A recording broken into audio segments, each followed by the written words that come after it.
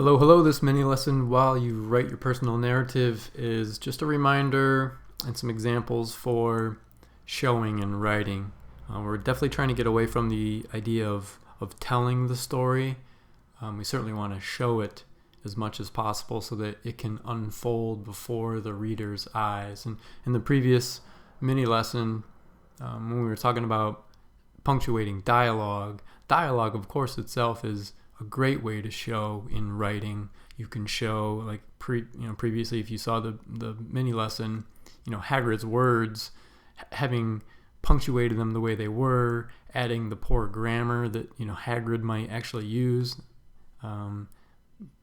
using the yours for the yous, all that stuff is a great way to show. So dialogue is one way that you can show. But relying on the senses is certainly another great way to show in writing. I'm just scrolling up here in Schoology in the personal narrative folder. At the bottom, there is a text that's called Showing versus Telling, and there are some examples here for you to lean on. I already have it open. I'm just going to go to that document. If it'll open. Here it is.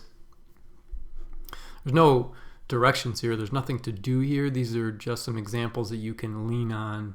And in fact, if you're going to do a good job of showing in writing, Christensen rhetoric is going to play a role, present participle phrases, past participle phrases, but specifically attentiveness to the five senses is going to be great.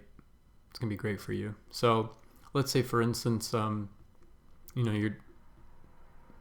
you're nervous in your personal narrative and you're trying to portray nervousness rather than just simply write, I was nervous, or something like that, where you're just telling someone you're nervous. Consider this one. Beeps were everywhere as we journeyed down that otherwise quiet hallway. Notice so far, in terms of the senses, we've got something for the ears. There's beeps. It's quiet otherwise, except for the beeps. There's long beeps. There are short beeps, constant beeping, high-pitched ones, far-off ones. So you're trying to create something for the ears, for the reader, so that they can be in this particular moment. Now, there's nothing about nervousness yet, but sometimes those, just beeping everywhere might create some sort of nervousness. The writer says, this place was like a school nurse's hearing test without any headphones. I thought of raising my right hand when I heard a particularly loud one on that side, but thought better of it. Today's visit was not a joking manner, so said my mother's upright silence. And then we get this vision of Mom, and she's very upright as they journey down the hallway. She's quiet. That's for the ears. There's the smell of disinfectant. That's for the nose. There are flutterings in the stomach. That's almost like a sense of touch. Everyone has experienced those flutterings in the stomach before.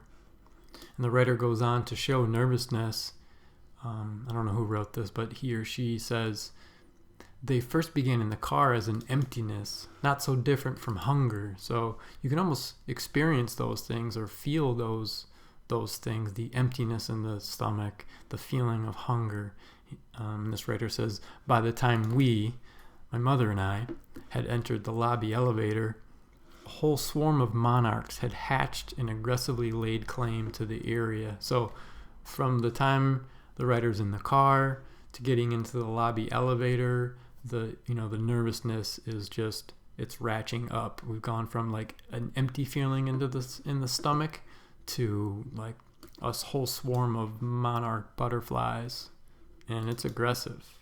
So this is a good example of showing nervousness. It helps carry the story along and demonstrate or showcase your writing. I like this one as well. Simply telling the reader that something hurt is exactly that. It's telling, and you'll notice that it's very short. But if you wanted to show hurt, you would have to be much more specific. And in this case, here's what hurt looks like in this particular instance. My 5-year-old hand forced my arm to recoil, and I pulled away from the exhaust pipe like a reverse cobra strike. I like that. A reverse cobra strike. It's a simile. It's for the eyes, though. That reverse cobra strike, instead of like snapping down, is snapping back the other way, as though the thing were being rewound. Probably because it just touched the exhaust pipe. Nothing happened at first, but then suddenly nerve endings completed communication with brain, and a tsunami of white-hot heat overtook my palm and fingers. We've got this strong language here. I mean, this is not just a wave of heat. It's a tsunami of heat. I gasped sharply, filling my lungs, and then the whole north side heard the soprano-style cry of a seriously injured child. And we've probably all heard this. Babies do this all the time. It's high-pitched, and it's loud, which is the reason why the whole north side hears this cry. The writer notes that the vocalization of having just put my hand directly on the surface of the sun and then having stupidly squeezed it lasted until I had breath to express it, followed by silent, open-mouth wailing. And, this is for the ears and for the eyes. We've seen it.